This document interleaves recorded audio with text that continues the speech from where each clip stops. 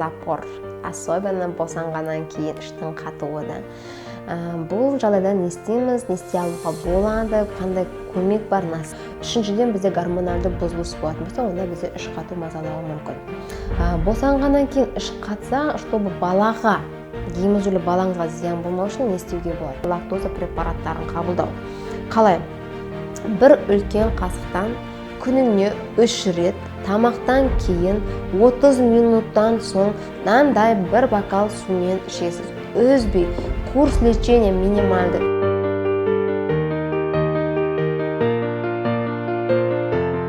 Ассаламу алейкум, қайырлы күн қыздар. Бүгін сіздерге жалпы запор, особенно босанғаннан кейін іштің қатуы да.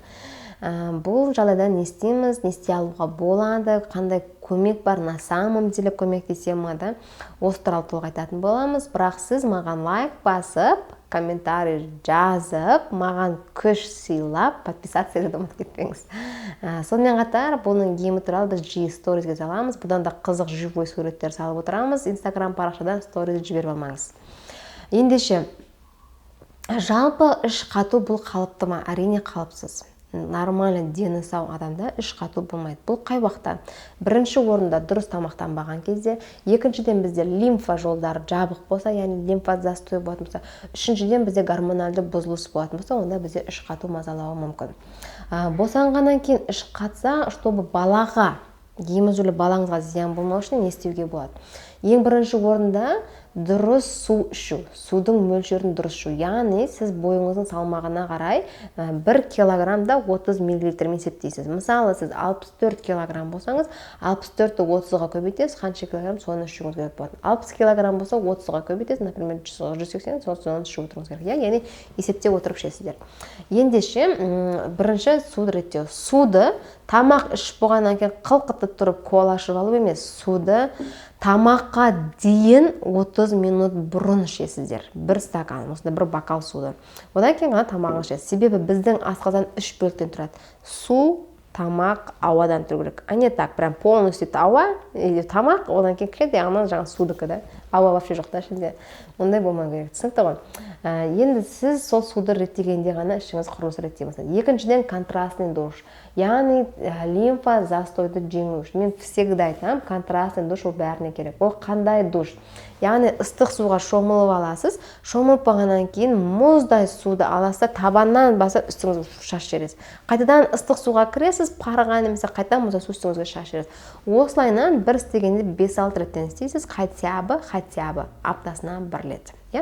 Одан кейінгісі бұл бізде дюфалак немесе медулак, яғни лактоза препараттарын қабылдау. Қалай?